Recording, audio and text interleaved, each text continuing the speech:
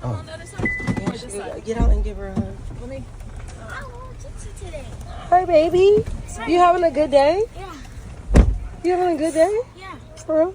Say hi. Hey, baby. Hi, Dad. What you doing? Nothing. My legs. Dad!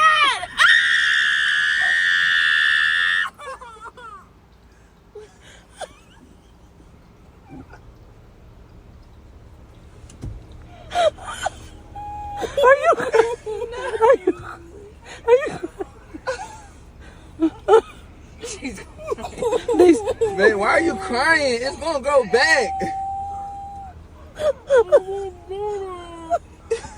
Wait, point the camera at him. Look at him.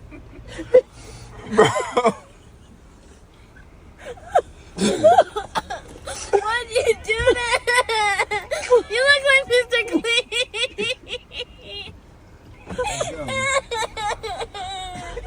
You look like that man that got the smile and he be he black hair, but you're not bald. Why'd you do that? No, I don't like Mommy it. messed it up.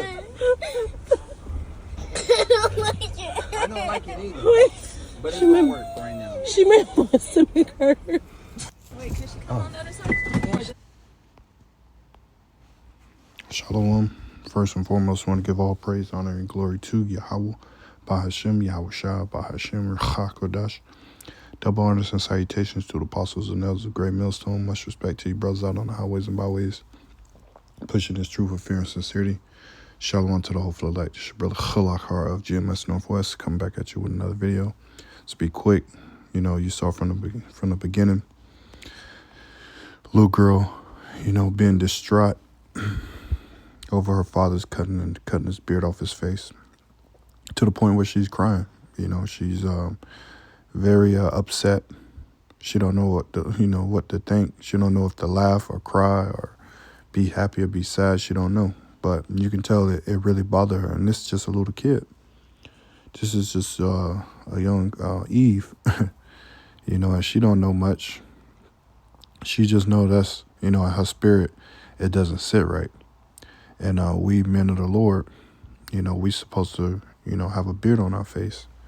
Supposed to always have a beard on our face. Men of the Lord or not, you're a Jake. If you can grow a beard, a lot of Jakes, a lot of men, even men of the Lord, prophets, they don't have beards. A lot of them don't. And a lot of them do. But you men that can grow a beard, there should be no excuse. It should be no excuse why you don't have a beard on your face. And the law, it tells you in Leviticus 21, I want to say, 21 and 5, I believe, you should not make baldness upon your head, nor shave off the corners of your beards. So we're not supposed to put a razor to our face. Even in the etymology dictionary, that's beard for a noun. Close growth of hair on the chin or lower face, normally characteristics of adult male. But if you go down to the verb, circa 1300, it says to grow or have a beard, the sense of confront boldly and directly. And having a beard on your face, you're bold, you're mature, you're direct when it comes to stuff. Just through the spirit, we know appearances and everything. We know we're not supposed to judge. From the appearance alone, we're supposed to make righteous judgment, or don't look at them. For what was it, Samuel, Book of Samuel. I forget how it goes, but don't look. The Lord doesn't look on the outside appearance; He looks on the heart. But nevertheless, this is about a badge of honor. If you keep reading, it says is from Middle English phrase such as "renin" in beard, opposed openly, circa 1200, reproving in the beard. It says to rebuke directly and personally. You know, and what are we rebuking? We're rebuking this current society that we're living in, Esau's kingdom. We rebuke it directly and personally. You know, bearded. And having a beard, you know, it correlates with, you know, with being manly, you know. This is from, you know, even the heathen knew about a beard. This is from the Catholic gentleman. Be a man, be a saint. Jump down here to beard praised by great saints and doctors. Like I said, the heathen, they knew. It says, it was this Capuchin Firas. It says, we shall wear the beard after the example of Hamashiach, our first saint, since it is something manly, natural, severe, despised, and austere. Because you got, you know, the army, you know, these navies, the armies, the Marines. What they make you do, they make you shave off all your face, you know, have you clean face. You know, the movement of Hollywood, you know, they want you to have a clean shaved face. And we know that's against the scriptures. You know, if it was every brother in Israel, he'll want to have that beard like Aaron, right? What was that? Psalms 133. Psalms 133 and verse, let me get this out of the Psalms 133 and 2, it says, Salakia.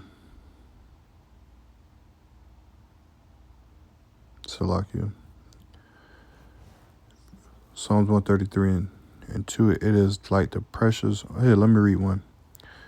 Psalms 133, a song of degrees of David.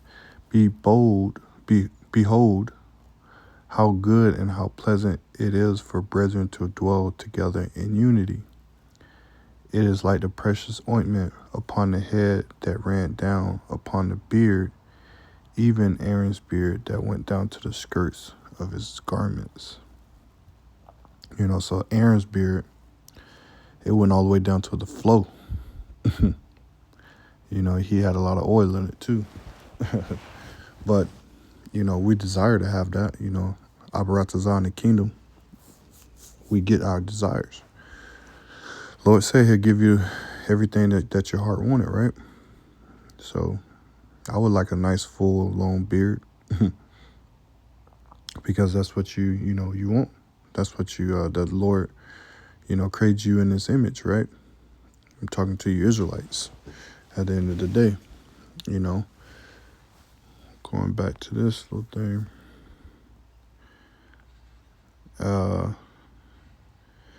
St. Augustine, it says the beard signifies the courageous, and the beard distinguish the grown men, the earnest, the active, the vigorous, so that when we describe such, we say he is a bearded man.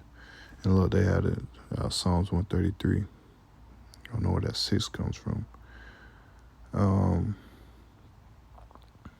Clement of Alexandria, for the Most High wish women to be smooth, and rejoice in their locks alone, growing spontaneously as a horse in his mane, but has adored men like the lions with a beard, and endowed him as an attribute of manhood, with a shaggy chest and a sign of strength and rule. Shaggy, hell no. A shaggy chest. They going off right there. But, you know, it says, for an ample beard suffice for man, and if one too shave a part of his beard, it must not be made entirely bare, for this is a disgrace. This is a disgraceful sight. The shaving of the chin to the skin is reprehensible, approaching to plucking out the hair and smoothing. For instance, thus the palmist, delighted with the hair of that beard, says the ointment that descends from on the beard of Aaron. Having celebrated the beauty of the beard by reputation, he made to the face to shine with the ointment of the Lord. You know, and they got a bunch of other stuff in here, but you get the point. You know, now I believe in the book of Samuel. You know, it was the Ammonites, the king of Ammon at the time made David's servant cut off the beard. Was it 8? I don't know.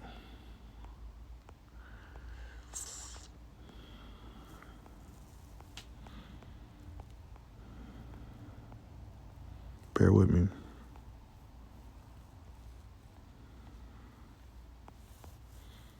Yeah, here it is. That's right here.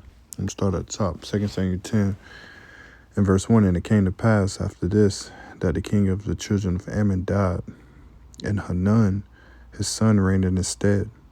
Then said David, I will show kindness unto Hanun the son of Nahash, as his father showed kindness unto me.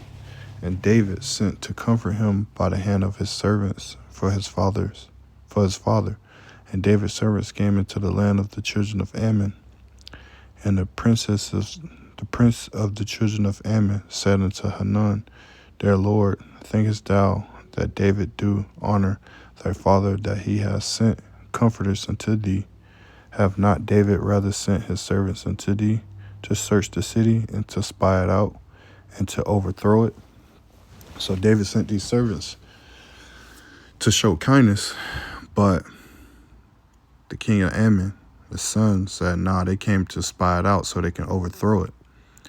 Wherefore Hanun took David's servant and shaved off 1/2 of their beards and cut off their garments in the middle, even to the buttocks, and sent them away. So that should tell you, showing your ass. Jake be having his ass all out with his pants. You know, that's a shame. You know, and then to shave off your beard, half your beard with your ass out, that's shame, man. When they told it unto David, he sent to meet them, because the men were greatly ashamed. And the king said, Tarry at Jericho until your beards be grown, and then return. So yeah, it's a shameful thing, just like this little girl, man. You know, she's distraught. So why you had to do that? You know, you don't look right. You look weird. You look like Mr. Clean. You know, and she's a young girl, man. And she realized that. You know, face looking like her daddy's. She's in pure shock. You know, so, you know, if you're a man of the Lord, you grow your beard. Obviously, the man of the Lord knows that. You know, but the real, you know, loves that smooth face and whatnot. But you got to stand up against that. So, if this is edified, I hope you was edified. I hope you got somebody to show them.